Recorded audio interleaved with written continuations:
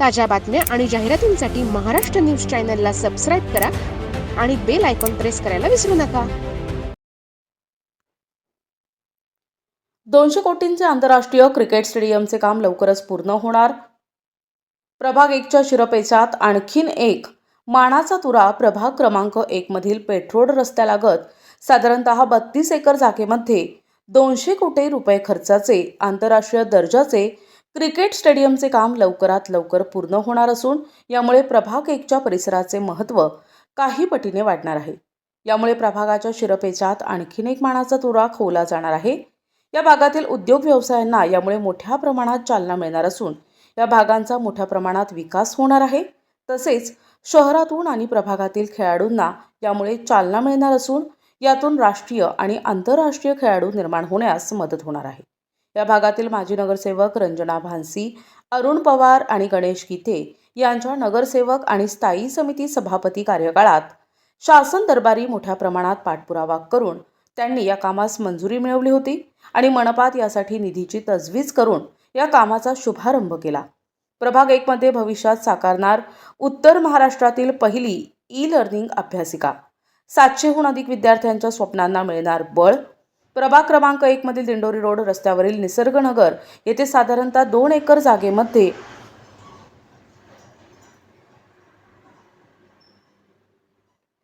4000 square foot बांधकाम असलेली 5 कोटी रुपये खर्चाची भव्य 3 मजली उत्तर महाराष्ट्रातील पहिली ई-लर्निंग अभ्यासिकेचं काम पूर्णत्वास असून 700हून अधिक विद्यार्थी आसन व्यवस्था असलेली या अभ्यासिकेमुळे तरुण तरुणींच्या स्वप्नांना बळ मिळणार असून यामुळे या प्रभागासह या लगतच्या ग्रामीण भागातील विद्यार्थ्यांना देखील याचा मोठ्या प्रमाणात फायदा होणार असून जे विद्यार्थी स्पर्धा परीक्षांची तयारी करत आहे त्यासाठी हक्काचे ठिकाणाची निर्मिती या निमित्तानं झाली आहे. या अभ्यासिकेतल्या आतील असलेल्या प्रलंबित कामे लवकरात लवकर या अभ्यासिकेच्या आतील असलेली प्रलंबित कामे लवकरात लवकर पूर्ण करून त्याचे लोकार्पण करण्याचा प्रभाग क्रमांक 1 मधील भारतीय जनता पार्टीच्या उमेदवारांचे प्रयत्न आहे. यामुळे प्रभाग 1चं महत्त्व काही पटींनं वाढणार आहे. यामुळे प्रभागातील, शहरातील आणि लगतच्या ग्रामीण भागातील विद्यार्थ्यांच्या पुढील उच्च शिक्षणाला चालना मिळणार असून महाराष्ट्र लोकसेवा आयोग, केंद्रीय लोकसेवा आयोग आणि स्पर्धा परीक्षांसाठी अभ्यास करणाऱ्या विद्यार्थ्यांना हक्काचे ठिकाण उपलब्ध होणार आहे. प्रभाग क्रमांक 1चे माजी नगरसेवक रंजना भानसी, अरुण पवार आणि गणेश गीते यांच्या नगरसेवक आणि स्थायी समिती सभापती कार्यकाळात पाठपुरावा करून त्यांनी या कामास मंजुरी मिळवून त्यांच्या विशेष प्रयत्नातून नाशिक शहरातील आणि उत्तर महाराष्ट्रातील पहिली अत्याधुनिक ई-लर्निंग अभ्यासिका उभारण्यात आली आहे.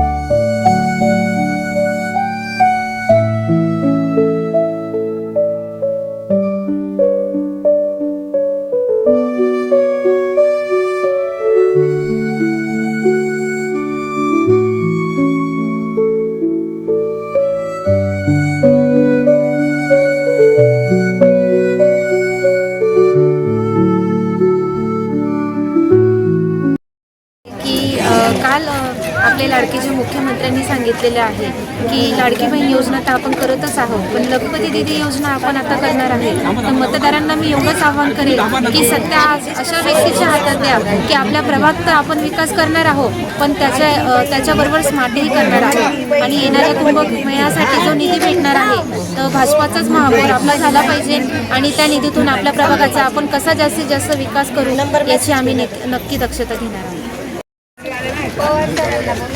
मतदारांना 2 दिवस राहिलेले. मतदारांनी विकास हा आमचा झालेला आहे, विकास झालेला आहे आणि त्यावर मतदारांनी आजपर्यंत आमच्यावर विश्वास ठेवलेला आहे. त्या विश्वासाला कुठेही तडा न जाता सगळ्या लाडक्या बहिणींना काल माननीय मुख्यमंत्री देवेंद्र फडणवीस यांनी सांगितलं आता लाडकी बहीण नसून ती लखपती दीदी बनवणार आहे. हे महत्त्वाचं आहे. माननीय मुख्यमंत्र्यांनी जे सांगितलं का जे म्हणजे नाशिकमध्ये जे जोडल्या जाणारे सगळे कॉन्क्रीटी रोड आहेत ते त्यांनी त्यांचं त्या ठिकाणी डिक्लेअर केलेलं आहे. त्याच्यामुळे माननीय मुख्यमंत्र्यांनी काल त्यांच्या सभेमध्ये नाशिकसाठी जे जे काही द्यायचे ते त्यांनी काल सांगितलेलं आहे. त्याच्यामुळे मतदारांना मी एकच आव्हान करेल, विकास हेच महत्त्वाचं आमचं ध्येय आहे. प्रचाराचे 2 दिवस उरलेले, प्रचार धामधुडीत चालू आहे, धूमधडाक्यात चालू आहे. मी तर मतदारांना एकच आव्हान करतो की परवा येणाऱ्या 15 तारखेला आपण सकाळी 11च्या आत मतदान करून प्रचंड मताने आपल्या उमेदवारांना निवडून द्या, ही नम्र विनंती, आणि या विकासाला हातभार लावा एवढीच मी विनंती करतो. निश्चित एवढी ग्वाही देते, येणाऱ्या कुंभमेळ्यामध्ये आमचं नाशिक तर स्वच्छ राहणारच आहे, स्मार्ट देखील होणार आहे, पण अधिकच कुठेतरी कनेक्टिव्हिटी अधिक जोडण्यासाठी रिंग रोड असतील, सिमेंट कॉन्क्रिटीकरण असेल, असे अनेक मुद्दे त्यांनी मांडलेले आहे. विकासासाठी त्यांनी अगदी लॉजिस्टिक पार्क असेल, IT हब असेल, याचे मुद्दे देखील मांडलेले आहे. येणाऱ्या 15 जानेवारीला आपलं मतदान आहे. सर्व मतदारांना मी नम्र विनंती करते की 15 जानेवारीला मतदान करताना मतदानाला जाण्यापूर्वी मतदानाची प्रक्रिया समजून घ्यावी. युवा वर्गांनी जास्तीत जास्त प्रौढ असेल किंवा कोणाला मतदान करण्याची प्रक्रिया समजत नसेल तर त्यांना प्रामुख्याने समजून सांगा. मतदार राजा हा जागा झाला पाहिजे आणि येणाऱ्या 15 जानेवारीला कमळ या निशाणी समोरील बटन दाबून आपण सर्वांनी 4ही उमेदवारांना भरघोस मतांनी विजयी करावं. धन्यवाद. जय हिंद, जय महाराष्ट्र. सियावर रामचंद्र की जय. सियावर रामचंद्र की जय. भारत माता की